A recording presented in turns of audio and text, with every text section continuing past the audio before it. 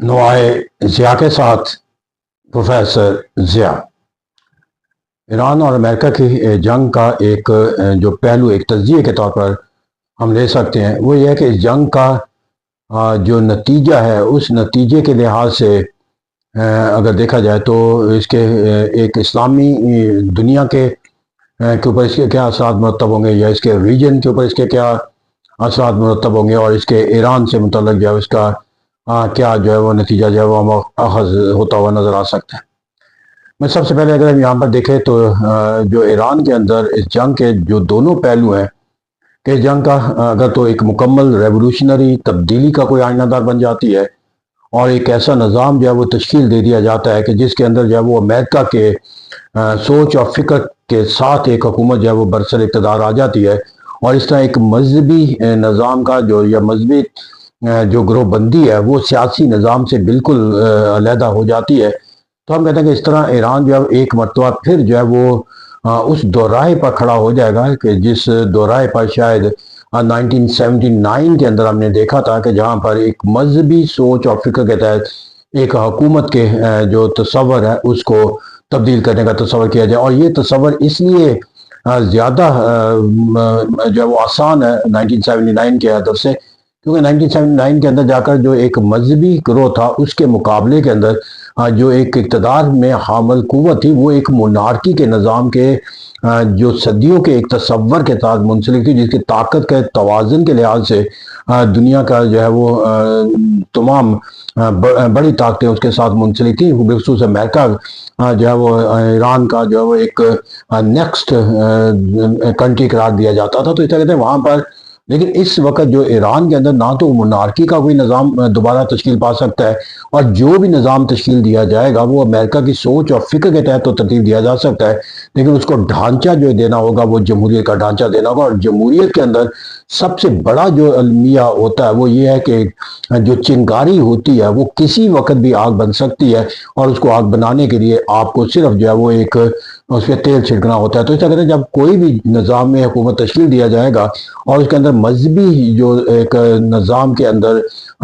इसकी सबकत थी अगर उसको ख़त्म किया जाएगा तो फिर मजहबी सोच और फिक्र को जो है वो परवान चढ़ाना जो है वो किसी भी लम्हे हुकूमत के ख़िलाफ़ जो है वो डेमोक्रेटिक निज़ाम की तहत जो है वो इख्तियार किया जा सकता है क्योंकि वहाँ पर जो दो कुव्वतें बनती हैं उनको अपनी कामयाबी का दायरा कार हासिल करना होता है और दायरा कार हासिल करने के लिए वो जिस बुनियाद के ऊपर सबसे ज़्यादा आसानी से अपने ताकत का जरिया बन सकते हैं वो मजहबी जो है वो सोच और फिक्र या मजहबी मजहब को हथियार के तौर पर इस्तेमाल करना होता है। यही वजह कि मैकियावेली जैसा हुक्मरान भी जो मतलब नान हुकूमत का जो तस्वर देता हुआ नजर आता है वो भी अपने बादशाह को जो तस्वर देता है कि वो अपनी सोच और फिक्र के अंदर मजहब से मुखालफत का तस्वर पैदा न करे बल्कि मजहब से ताकत लेने का जरिया समझेगा। तो इस कि जमहूरी निज़ाम अगर वो मजहबी ताकत से महरूम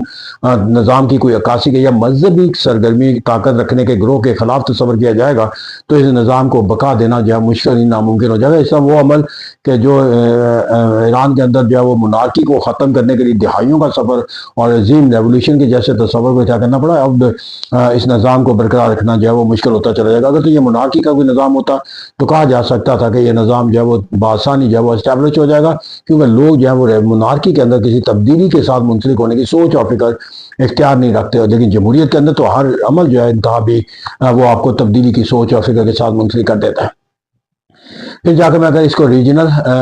सतह के ऊपर जाकर देखूँ तो रीजन के अंदर जाकर जो मुझे एक अलमिया के तौर पर नज़र आता है ये तमाम डेवलपमेंट वो ये है कि एक तकसीम जो है वो हमें नज़र आती थी और वो तकसीम जो है वो एक असूल बनता चला जा रहा था कि मिडल ईस्ट के अंदर जो है वो दो ग्रोह हैं, एक सुन्नी रियासतों का जो कॉन्सेप्ट रखने वाले ममालिक है और एक यवशिया ममालिक रखने वाले जो तस्वरात के ममालिक हैं। अब यहाँ पर जाकर जो है फिर इस इलाके के अंदर जो प्रॉक्सीज हैं वो भी इसी तरह तकसीम थी शिया और सुन्नी के लिए। अब यहाँ पर जाकर जो है वो अगर इस निज़ाम के अंदर जाकर कोई एक ऐसा तस्वर हो जाता है कि जहाँ पर अमेरिका की सोच और फिक्र के तहत मुंसलिक कोई हुकूमत कायम हो जाती है तो फिर उस निज़ाम के अंदर जो एक सुन्नी रियासतों के साथ वाबस्तगी का जो तस्वर है वो ईरान के अंदर जो है वो एक मजहबी हॉस्टिलिटी के जज्बे के तश्कील दे सकता है। और इस तरह हम कहते हैं कि यहाँ पर अगर वो अमल जो है वो एक शिकस्त के तस्वर के साथ मुंसलिक हो गया तो फिर वहाँ पर जाकर جو ایک ریاست کے اندر اور جو لوگوں کے اندر یا ریجن کے اندر جو تقسیم ہے وہ طبقاتی طور پر ہو سکتی ہے، یعنی کہ جو لڑائی حکومتی سطح پر تھی پھر وہ دو مذہبی گروہوں کی لڑائی بھی تصور کی جا سکتی ہے، ایک شیعہ اور ایک سنی، اور چونکہ مختلف ممالک اسلامی ممالک کے اندر وہ شیعہ از اے کمیونٹی کے طور پر بہت طاقت مانی آبادی کے لحاظ سے رکھتے ہیں، اس طرح پھر یہ لڑائی جو ہے وہ صرف میں ابھی جب ایک تصور تھا ماضی قریب کے اندر شیعہ ریاستیں یا سنی ریاستیں، پھر یہ شیعہ اور سنی کی جو لڑائی ہے وہ ہمیں دو مذہبی گروہوں کی لڑائی کا ایک تصور، جس سے پورے اسلامی دنیا کا جو اتحاد کا جو تصور ہے وہ ہمیں کمزور ہوتا ہوا نظر آئے گا۔ اس طرح سے یہاں پر جو اس لڑائی کے جو پہلو ہیں، اور اگر اس جنگ کے اندر جو ہے وہ امریکہ کے تصور کو جو ہے وہ کامیاب اور یہ کنٹینیوس تصور اختیار کر گیا، اور امریکہ نے اس تصور کے ساتھ جس طرح کہ ہارمونائز کرنے کا تصور، کوئی ایگریمنٹ کر لیا یا کوئی معاہدہ کر لیا، تو اگر لیکن یہ نظام اگر اسی اپنے سٹرکچر کے ساتھ اور اسی کلچر کے ساتھ استوار رہا، تو اس کے نتیجے کے اندر جو عرب دنیا کے جو ممالک ہیں ان کے ایران کے ساتھ اپنے تعلقات کو جو ہے وہ استوار کرنا جو ہے وہ ایک رینیول آف دا ریلیشن شپ ہو جائے گا، کیونکہ اس جنگ کے اندر وہ بالواسطہ طور پر جو ہے وہ ایران کے ایک فریق کے طور پر جو ہے وہ جنگ میں لیے جا رہے ہیں، اور اس طرح جو ہاسٹیلٹی یہاں پر جنم لے گی کتنی نشو نما پاتی ہے، اور اگر یہ جنگ ختم ہو جائے گا تو پھر اس ریجن کے اندر اس ہاسٹیلٹی کو جو ہے وہ کیسے برج کیا جائے گا۔ اگر حکومت جو ہے وہ پرو امریکن آ گئی تو برج تو حکومتی سطح پر ہو جائے گا، نفرت جو ہے وہ عوامی سطح پر پھیلتی چلی جائے گی، اور اگر یہ